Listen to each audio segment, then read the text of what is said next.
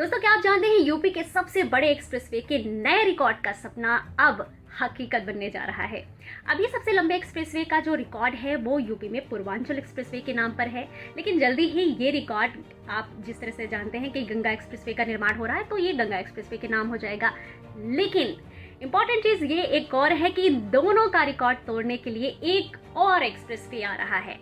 Yes, एक बहुत important update आई है। शामली गोरखपुर एक्सप्रेसवे से जुड़ी हुई 750 किलोमीटर लंबे और 35,000 करोड़ की लागत से बनने जा रहा ये जो एक्सप्रेसवे है, ये 22 जिलों को कनेक्ट करेगा और 36 तहसीलों को कनेक्ट करेगा, जिसको लेकर बड़ी खबर असल में ये है कि इसका ड्रोन सर्वे पूरा हो चुका है और डीपीआर दिवाली तक तैयार होने की उम्मीद की जा रही है।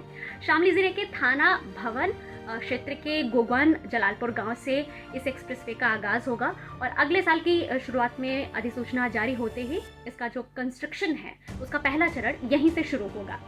7 चरणों में ये बनेगा और ख़ास बात इसकी कई सारी हैं। पहली तो ये कि ये गंगा एक्सप्रेसवे, पूर्वांचल एक्सप्रेसवे और लखनऊ गोरखपुर एक्सप्रेसवे को भी कनेक्ट करेगा। यानी कहने का मतलब ये है कि पश्चिम से लेकर पूर्व तक का सफ़र बिना रुकावट और कई घंटे तेज स्पीड में भी होगा। एक और ख़ास बात इसकी वो ये कि अब इसको पानीपत से गोरखपुर कॉरिडोर के रूप में भी जोड़ा जा रहा है।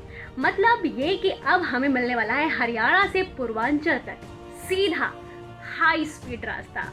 और जिस तरह से इसकी कनेक्टिविटी रहने वाली है, ये एक्सप्रेसवे सिर्फ सफ़र आसान नहीं करेगा बल्कि औद्योगिक विकास, व्यापार और इन्वेस्टमेंट को भी नई रफ्तार देगा। और द यूपी इंडेक्स देगा आपको ऐसे ही यूपी के डेवलपमेंट से जुड़ी हुई हर अपडेट।